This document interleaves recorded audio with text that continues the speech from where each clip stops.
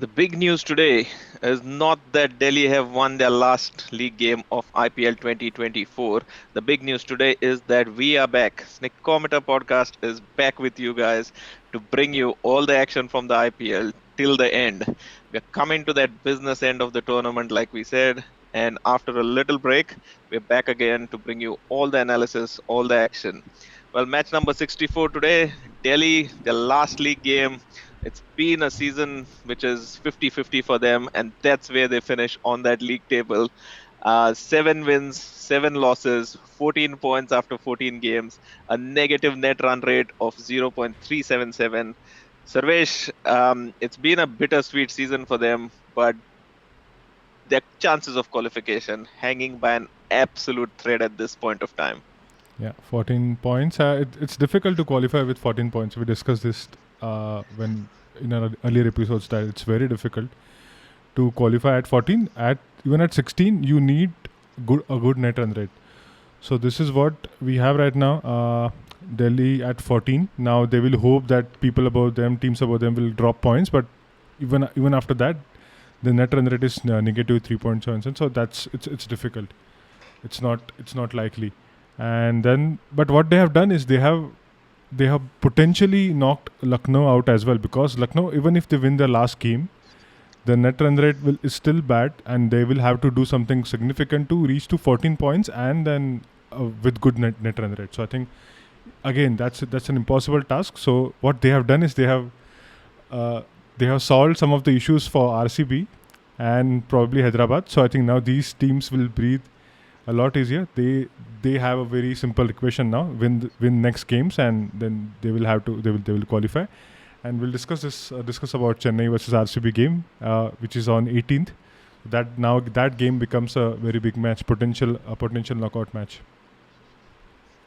Absolutely. I mean, if Delhi's had a middling season with 7 wins and 7 losses, a season that started with a lot of promise for LSG has gone out pretty much on a very damn squib note.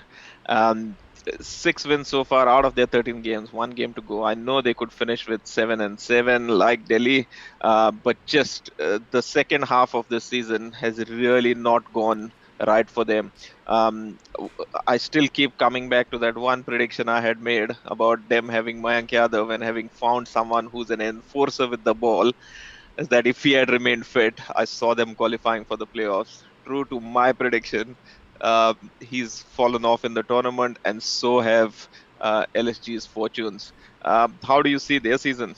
I think I don't think they had many issues with their bowling. I think their batting, it has been very inconsistent. Today they made a few changes last match. For a couple of games they had Arshin Kulkarni. Then they brought Quinton de Kock back. They didn't play Kyle Mayers. Then they changed their order. They had Devdutt Padikkal batting at number 3. Then they dropped him after a series of horrible games. Then they sent Krunal Pandya up. Then they also sent Deepak Hooda up for some of the games. So I think the batting order one was not settled, and I think more than the bowling, I think it's the batting. They should have probably looked to have some they, because they relied on individual brilliance. That game against CSK which they won, I think it was Marcus Stoinis. That innings, Yeah. it saved them, and they had good contributions from Nicholas Pooran, Marcus Stoinis, and Deepak Hooda, sometimes from KL Rahul. So they relied on individual brilliance, but not so much on team combination or team combined effort. So I think that's where they lacked, in my opinion. It's perfectly put. If we have a look at today's game also, you'll realize the story of the season for them. At one stage in that game, they had Delhi by the scruff of their neck. It looked like they could control that score somewhere around that 180, 190 mark. But Delhi getting away in the end, thanks to Tristan Stubbs, finishing off in style. Um, Even before we come to Tristan Stubb, a quick word on Abhishek Porel, Yeah. because I'm a massive fan of Prithvi Shaw, and when they dropped him for Abhishek Porel, I wasn't very happy with that decision. But you can just see why they've invested in Porel, and now suddenly he's coming into his own and giving them consistent performances at the top of the order. Yeah, they had Abhishek Purel for so actually last season when Rishabh Pant was unavailable, they replaced Rishabh with Abhishek Purel. Now, so he has been there with them for 2 seasons now, but for some reason he didn't get a lot of games last season. He played down the order. He got only about 4 games last season, and he played only about 30 deliveries in the entire season in those 4 games. So that's, I felt he was underutilized last season, but I think this season what he has been doing, I think they know that they have that talent. And let's not forget, he came in as an impact sub in those one of those earlier games when they were in trouble, and uh, they had Dhruv Shori and they had the army of other batters in that middle order. And I think after that failure, they had to bring him in because they had nobody else to who could have gotten them to a respectable total. So that's how he came in, and then from that position he showed his promise, and uh, then he sort of cemented that place, and now he's looking good. In fact, he's a wicketkeeper batter, and next season we are going to have a mega auction. So, like we all know that domestic wicketkeeper batters, they always go for premium, and so I think he's scoring those runs at a very good time. So I think this is a very good time for him to actually showcase his caliber, and then he can actually fetch good bids next season before the in the auction. Now, you also sent out a tweet earlier while we were watching the game, which said that this was the lowest Yeah, total that has been scored in Delhi yeah, in this year's IPL. So LSG kind of might have also yeah. thought that, look, even though they've got to 208, we're still in with a chance on a small ground, great batting pitch, fast outfield. They would have fancied their chances of Yeah. scoring this down. Absolutely. The average first inning score at this venue is around somewhere around 229. So I felt DC. I don't think DC were very happy with that score, 208. I felt uh, they were 10 runs short, probably 10 to 15 runs short. I felt 225 was par on this wicket, but I think the way Ishan Sharma bowled, he made that score, that 15 below par score, look like par score, and that's where I think the match changed. Even before we come to Ishan, one quick word on Ravi Bishnoi there. Yeah, 4 overs, 1 for 26. We've been saying that he's not yeah, the usual Ravi Bishnoi that we see. He missed the cut for the T20 World Cup as well, when he was India's premier spinner against Australia in that T20 series just after the ODI World Cup. Um, is he, as the tournament's gone on, is he coming into his own, and are we seeing the Ravi Bishnoi of old once again? not. I don't think that we are seeing the old Ravi Bishnoi. I think he still has plenty of ground to cover because this entire season hasn't been great for him. Today again, he dropped those critical catches at the back end. I don't think he's looking at his best. Something is not working out for him. Yeah, let's not talk about those catches because I find with Ravi Bishnoi, he's a comedy on the cricket field. He catches some Yeah, unbelievable catches, which are impossible. And then when you think he's got some absolute dollies, I've seen him drop some really simple ones. So yeah, when it's an easy catch, I'm never confident that Ravi's going to catch it. But yeah, if it's a absolutely difficult blinder, then yeah, you can trust Ravi Bishnoi to pull that off. Um, in reply, LSG, obviously, we've seen that the whole saga of KL Rahul at the top of the order, having that conversation with the LSG owner, and then they needed a start. I mean, to chase down 208, you need a start. But Ishan Sharma rolling back the years, picking up a Man of the Match award yeah, in a T20 game.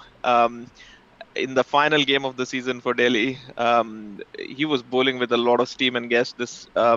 in that at the start of that innings. Yeah, I mean, well, while defending 208, they needed quick wickets up front, and if you get the premier batter from the opposition out, and if that batter is KL Rahul, then I think you have basically made up for that 10 runs below par target. So I felt that KL Rahul's wicket was pretty critical, and I think that's from. I don't think LSG recovered after that point. So they were just chasing the game. They were behind by 10 runs, 15 runs till the end, and then when they actually got uh, ahead of DC, but they had lost too many wickets at the back end. So I think that's where they lost the game. So early wickets, it was pretty critical. That KL Rahul's wicket, I think that was the game.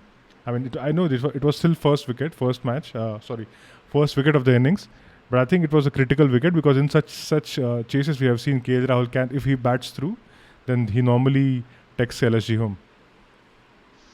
Yeah, one of the ways that I looked at this game was also the fact that someone from LSG had to Yeah, repeat what Abhishek Porel did for them at the start of yeah, the innings and then what Tristan Stubbs did for them at the end of the innings. The start was disastrous. We saw Nicholas Pooran do his thing with a 61 of 27 balls, so he kind of got them back into the game. And surprise, surprise, we found a new man in Arshad Khan today, providing that finish towards the end, but just didn't have enough support from the other end because I mean that scoreboard is quite deceiving because the match was long gone. It was just Arshad yeah. Khan's lusty hitting towards the end that kind of got them close. But you always knew that he was going to run out of partners because you can't expect Ravi Bishnoi and Naveenul Haq to kind of support him when he's going that way. Yeah, I mean, they once Nicholas Pooran got out, I think that was the game because only Pooran could have bailed them out from that situation because they lost too many wickets at the halfway point.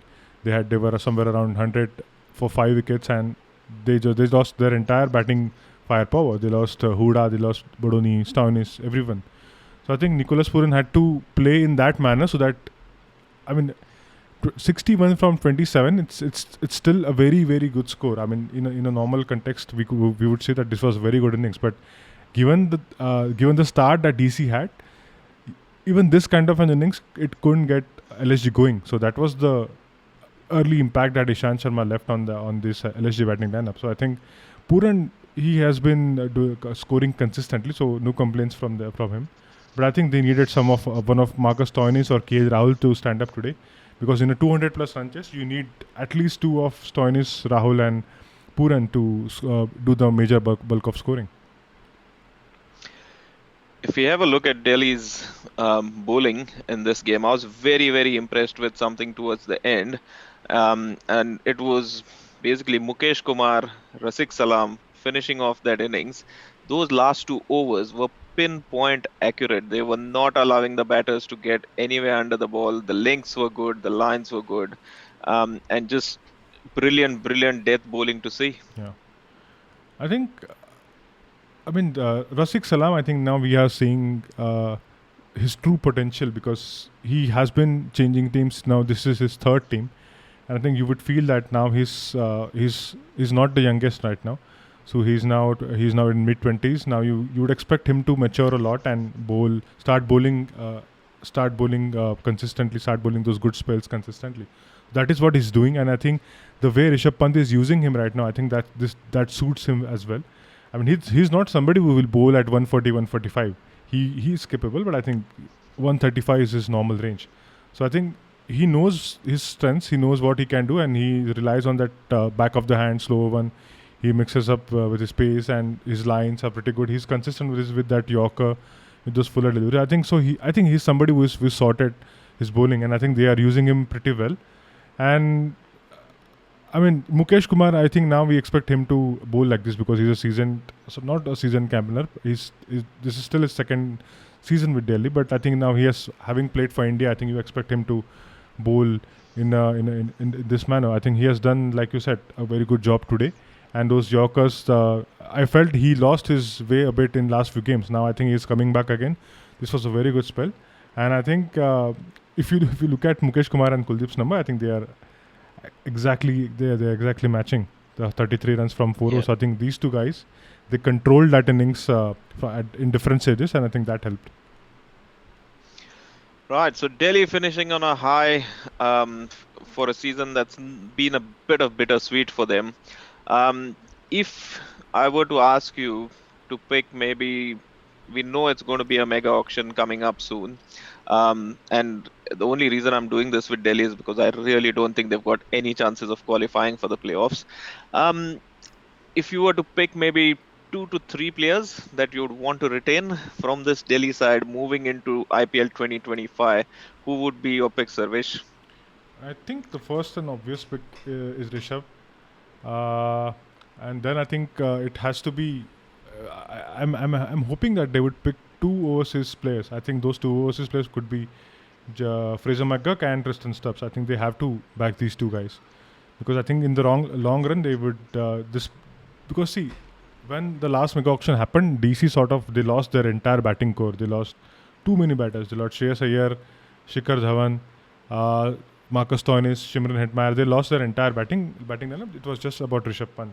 So I think now, towards the end of this cycle, we are again seeing that old Delhi, which used to have they used to have that late middle order flourishes. I think now we are again seeing that. So I think Fraser McGurk has to be there, and Tristan Stubbs, these two overseas players, along with Rishabh Pant. So I think these three guys should be there. And again, we cannot ignore Akshar Patel. So I think if you have to pick four players, two overseas, two Indian, I think Akshar, Rishabh, Fraser McGurk, and Tristan Stubbs. Who would you pick? Same? No. If there were four, I'd definitely pick Jake Fraser McGurk. I love the guy. I think he's a brilliant find for them. So I'd definitely hold on to him. I'd definitely hold on to Tristan Stubbs because of the fact that he's what he can do towards the end of an Yeah, innings is a particular skill set yeah, which not a lot of people can get going from ball one. So yeah, those two for overseas. For Indian picks, I'd still hold on to Kuldeep because I think yeah, he's in the prime of his bowling form at yeah, the moment, and I'd really like to hold on to him for yeah. one more season. And yeah, again, it depends on how they see that captaincy um, going because um, Rishabh Pant, with all due credit to him, um, he I know he's coming back from injury, and we said at the start of the season that even if he gets on the field and gets a game, that's good enough for him. But I'm just not sure with regards to his credentials in T20 cricket. I'm just not even sure with regards to his credentials in captaincy. So I'm not sure whether I'd hold on to him. It'll be a flip between him and Aksar, because on performance, I'd want to hold on to actually Aksar Patel more than Rishabh Pant.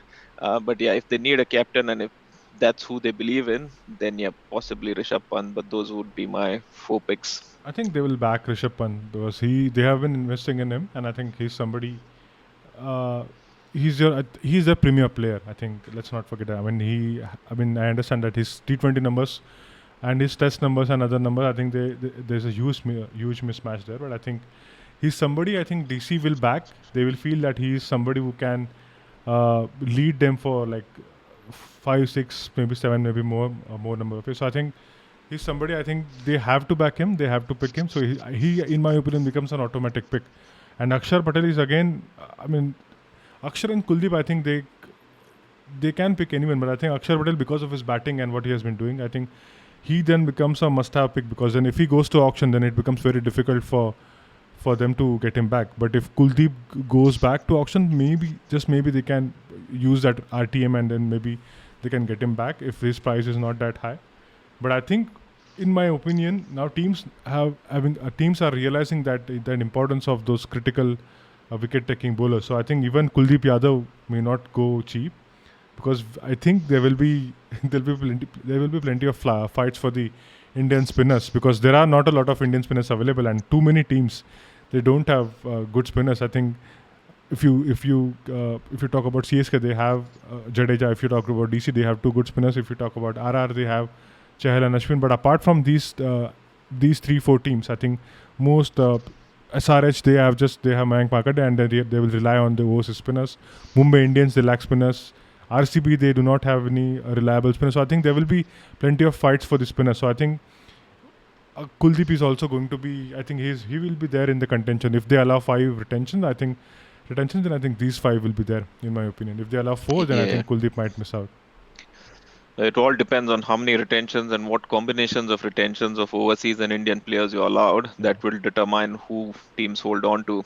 yeah, Well, we've already had a look at that points table today, but if we have a quick look at it again, so the news from Match 64 is that Delhi won their last game, but I don't think there's a whole lot of. yeah. I mean, they've got to wait and watch and see what happens in the other games, but realistically, not a whole It's lot going difficult. for them Yeah, as far as qualification is concerned. Lucknow, on the other hand, even tougher because they've got one game in hand, but they've got to win it massively to turn that net run rate of theirs around. And that's not going to be easy yeah, either. So, yeah, realistically, their chances also hanging by a thread.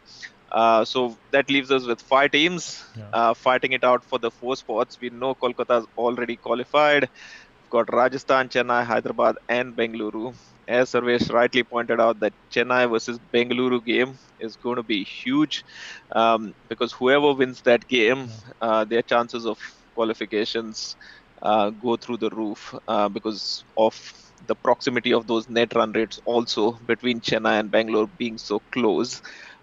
Yeah, gives both teams an equal chance. Chennai win, Chennai should go through. Bengaluru win, and win with a decent enough margin, they should be able to go through as well. Um, Coming up tomorrow, we've got Rajasthan taking on Punjab. Yeah. Um, Now, Punjab, disaster of a season.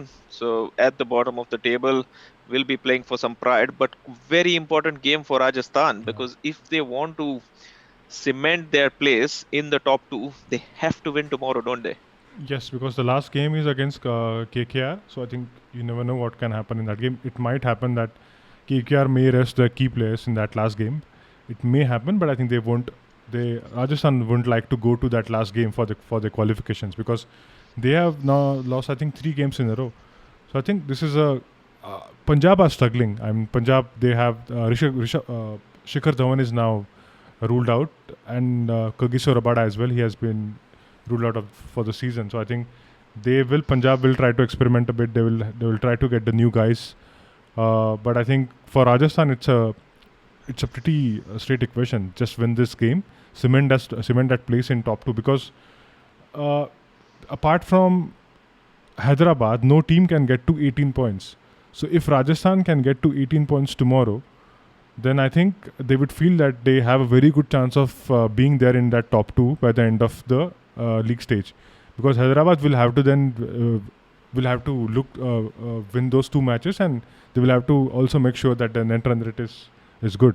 So I think Rajasthan, it's a pretty straight equation: win that game, and they should finish in that top two. Absolutely, because then that gives them two shots, Yeah, as far as qualifying for that big final is, and everybody wants those two shots yeah, come the knockout time. So big game, inconsequential as far as the series is concerned, but very, very important for Rajasthan yeah. for tomorrow.